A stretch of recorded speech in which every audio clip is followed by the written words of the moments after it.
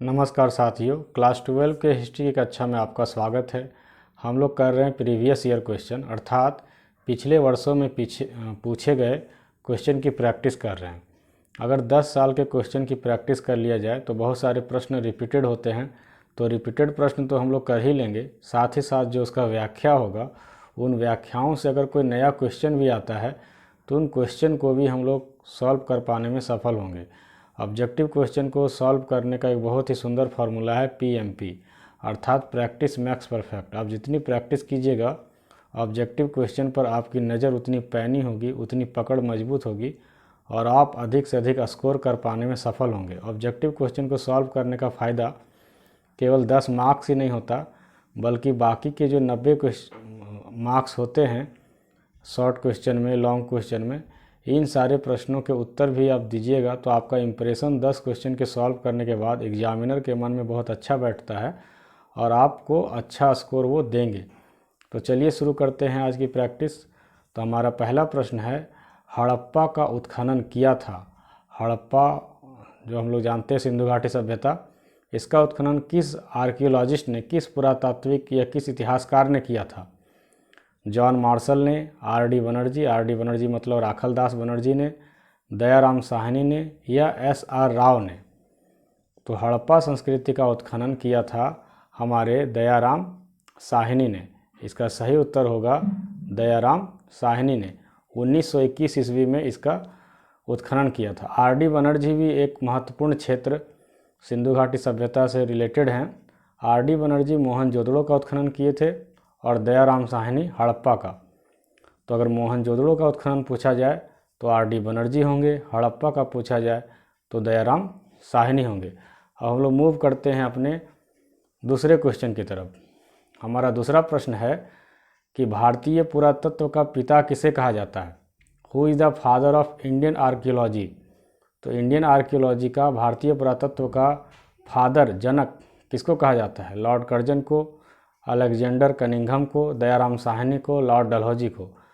तो अगर elimination method आप जानते हैं कि जो बिल्कुल गलत है उसको छाड़ दिया जाए, तो लॉर्ड कर्जन और लॉर्ड डलहौजी तो कोई इतिहासकार या कोई आर्कियोलॉजिस्ट तो थे नहीं, तो ए और डी बिल्कुल छट जाएगा।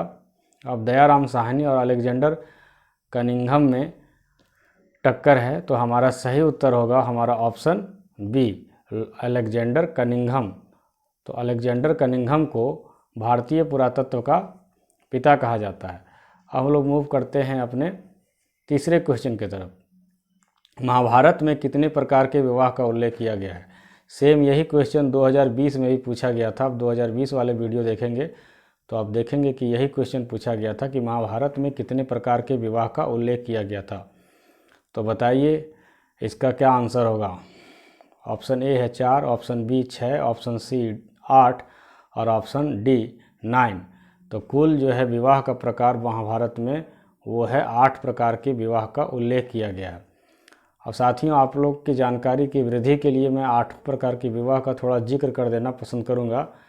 ये 8 विवाह है: ब्रह्म विवाह, देव विवाह, आर्य विवाह, प्रजापत्य विवाह, असुर विवाह, गंधर्व विवाह, राक्षस विवाह और पिशाच विवाह। इन सभी के व्याख्या में जाने की ज़रूरत नहीं है, लेकिन ऊपर के जो 3-4 विवाह हैं, ब्रह्म विवाह, देव विवाह, आर्य विवाह और प्रजापत्य विवाह, ये अच्छे विवाह के अच्छे किस्म हैं। बाकी गंधर्व विवाह आज के प्रेम विवाह से मिलता जुलता है और राक्षस विवाह, पिशाच विवाह जो है यह एक तरह का किडनैपिंग वगैरह का, किडनैप करके शादी करने से मिलता जुलता है। तो विवाह के 8 प्रकार हैं, यही हमारा प्रश्न है। अब हम लोग चलते हैं अपने नेक्स्ट क्वेश्चन की तरफ। मौर्य साम्राज्य का प्रथम शासक कौन था? अगर यह प्रश्न इस तरह पूछा जाए कि मौर्य साम्राज्य के संस्थापक कौन थे, तो दोनों का उत्तर एक ही होगा, क्योंकि जो संस्थापक होंगे वही प्रथम शासक भी होंगे। तो मौर्य साम्राज्य के संस्थापक कौन थे? बिंदुसार, चंद्रगुप्त मौर्य, अशोक या महेंद्र? ये क्वेश्चन भी पूछा जा चुका है। 2019 में इस क्वेश्चन को ऐसे ट्विस्ट करके पूछा था कि मौर्य साम्राज्य के तीसरे शासक कौन थे, तो उसका उत्तर था अशोक। तो मौर्य साम्राज्य के तीसरे शासक अशोक थे और उसी क्वेश्चन के एक्सप्लेनेशन में मैंने बताया था कि इसके पहले शासक थे चंद्रगुप्त मौर्य, दूसरे बिंदुसार और तीसरे अशोक। महेंद्र जो था वो अशोक का बेटा था। तो इस प्रश्न का सही उत्तर होगा हमारा ऑप्शन बी। ऑप्शन बी है चंद्रगुप्त मौर्य। तो चंद्रगुप्त मौर्य जो थे वो मौर्य साम्राज्य के प्रथम शासक थे। अब हमारा नेक्स्ट क्वेश्चन है, हरिसेन की प्रयाग प्रशस्ति संबंधित है। हरिसेन की प्रयाग प्रशस्ति किसके बारे में है? समुद्रगुप्त से संबंधित है, रामगुप्त से, स्कंदगुप्त से या चंद्रगुप्त से? तो इसका सही उत्तर होगा समुद्रगुप्त से। ऑप्शन ए हमारा सही उत्तर है। अब हम लोग मूव करते हैं अपने छठे क्वेश्चन की तरफ। किताब उल हिंद के लेखक कौन है? इसी प्रश्न को 2019-20 में थोड़ा सा अलग ढंग से पूछा गया है कि किताब उल हिंद किस भाषा में लिखी गई थी। यहाँ पर लेखक का नाम पूछ दिया गया है। एक प्रश्न यह भी पूछा गया था 2019 या 20 में कि इसके जो लेखक हैं वो किसके साथ भारत आए थे, तो वो मोहम्मद गौरी के साथ आए थे। अब आपको बताना है कि किताब उल हिंद के लेखक कौन हैं। तो मुझे पूरा भरोसा है कि आपके मन में आंसर आ गया होगा। इसका सही आंसर है हमारा ऑप्शन सी, अल बरूनी। अल बरूनी जो थे वो किताब उल हिंद के लेखक थे। इस किताब को अरबी भाषा में लिखा गया है और ये जो लेखक अल बरूनी है वो मोहम्मद गौरी के साथ भारत आए थे। तो इस प्रकार इन प्रश्नों के बारे में जो व्याख्याएं होती हैं, ये व्याख्याएं आपको याद करने में सपोर्ट करेंगी। जैसे किसी व्यक्ति को पहचानने के लिए केवल उसका नाम काफ़ी नहीं होता, बल्कि उस व्यक्ति को अगर हमको अच्छा से पहचानना है तो हम उसके एड्रेस को पता करते हैं, उसके जॉब को पता करते हैं। जब उनका काम, उनका एड्रेस पता हो जाता है तो वो आदमी हमें दिमाग में अच्छा से आइडेंटिफाई हम लोग कर सकते हैं। इसी प्रकार एक ऑब्जेक्टिव क्वेश्चन को केवल एक ऑब्जेक्टिव क्वेश्चन के सहारे, ऑप्शन के सहारे याद कीजिएगा तो याद नहीं रहेगा। लेकिन अगर उसके बाएं दाएं आगे पीछे अगर कुछ और भी चीज़ें आपको मालूम हो जाती हैं तो उस प्रश्न का उत्तर आपको आसानी से याद रहेगा। तो चलिए हम लोग समय ज़ाया नहीं करते हुए अपने क्वेश्चन नंबर 7 की तरफ मूव करते हैं। हमारा क्वेश्चन नंबर 7 है, भक्ति आंदोलन को दक्षिण भारत से उत्तर भारत कौन लाए थे? भक्ति आंदोलन की शुरुआत दक्षिण भारत में हुई थी, लेकिन उत्तर भारत में लाने वाले संत कौन थे? रामानुजाचार्य, रामानंद, माधवाचार्य या शंकरदेव? तो इसका सही उत्तर होगा हमारा ऑप्शन बी, रामानंद। वही रामानंद जो कबीरदास के गुरु भी थे। तो रामानंद ने भक्ति आंदोलन को दक्षिण भारत से उत्तर भारत की ओर लाए थे। यह भक्ति आंदोलन मुग़लों के समय में शुरू हुआ था, जब हमारे दिल्ली सल्तनत वगैरह का समय था।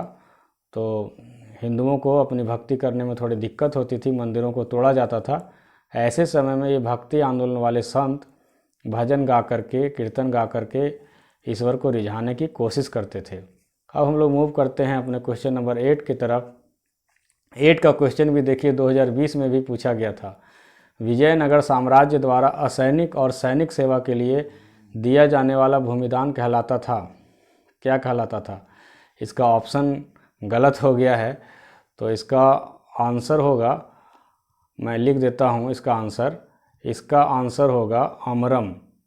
तो विजयनगर द्वारा सैनिक या असैनिक सेवा के लिए जो भूमिदान दिया जाता था, उस भूमिदान को अमरम कहा जाता था। तो इसका आंसर आप जान जाइए कि अमरम। ये क्वेश्चन 2020 में रिपीट हो गया है, गलती से यहाँ पर ऑप्शन सही नहीं टाइप हो पाया। तो आप इसको याद रखिएगा कि विजयनगर साम्राज्य के द्वारा जो सैनिक या सैनिक सेवा के लिए अपने कर्मचारियों को, अधिकारियों को जो भूमि दी जाती थी, उस भूमि को अमरम कहा जाता था। ये क्वेश्चन 2020 में रिपीट है। अब है, अकबर के राज में राजस्व व्यवस्था किसके हाथ में था? तो राजस्व व्यवस्था का मतलब कि वित्त मंत्री कौन थे? अगर क्वेश्चन ऐसे ही पूछा जाए कि अकबर के वित्त मंत्री कौन थे, तो अकबर के वित्त मंत्री बीरबल तो नहीं हो सकते हैं, बैरम खान उनके संरक्षक थे, मान सिंह एक तरह के सेनापति थे। टोडरमल जो हैं वो अकबर के राज्य में राजस्व व्यवस्था को देखते थे और इनकी राजस्व व्यवस्था की लोहा मानी जाती थी, बहुत ही तूती बोलती थी। तो हम लोग देखते हैं कि टोडरमल इसका सही उत्तर है। अब हम लोग आगे बढ़ते हैं अपने लास्ट क्वेश्चन की तरफ। हमारा लास्ट क्वेश्चन है कि ताजमहल किस नदी के किनारे स्थित है? अगर इस प्रश्न को ऐसे पूछा जाए कि आगरा किस नदी के किनारे है, तो आगरा दिल्ली दोनों सटा हुआ है और ताजमहल जो है वो हमारे यमुना नदी के किनारे स्थित है और इसका सही आंसर होगा ऑप्शन बी, यमुना नदी। अब ये जो नदियां हैं, सोन नदी, यमुना नदी, गोमती नदी, गंगा नदी, मैक्सिमम जो शहर होते हैं वो किसी न किसी नदी के किनारे होते हैं, क्योंकि पुरानी सभ्यताएं नदी के किनारे विकसित हुई, क्योंकि पुराने समय में खेती पशुपालन ही मुख्य आजीविका हुआ करती थी और उसके लिए नदी के किनारे होना आवश्यक होता था। हम लोग देखते हैं ये 4 ऑप्शन है, इनके बगल बगल में कौन सा शहर बसा हुआ है। तो जो सोन नदी है उसके बगल में बिहार का आरा बसा हुआ है, यमुना नदी के किनारे दिल्ली आगरा बसा हुआ है, गोमती के किनारे लखनऊ और जौनपुर, और यूपी का एक और भी जगह है सुल्तानपुर। जौनपुर, सुल्तानपुर और लखनऊ, सबसे बड़ा शहर इसमें लखनऊ है। तो गोमती नदी के किनारे बसा हुआ है और गंगा के किनारे पटना बसा हुआ है। तो दोस्तों इस प्रकार हम लोगों ने 10 क्वेश्चन का प्रैक्टिस किया और ये 2018 में पूछे गए क्वेश्चन थे। इसी प्रकार हम लोग 2017, 2016, 2015 और भी सालों के क्वेश्चन को करेंगे और देखेंगे कि बहुत सारे क्वेश्चन रिपीट हैं, और रिपीट होना भी अच्छी बात है, क्योंकि एक तो स्टूडेंट को लाभ होता है और रिपीट होने से मन मस्तिष्क में ये ज़्यादा बैठ जाता है।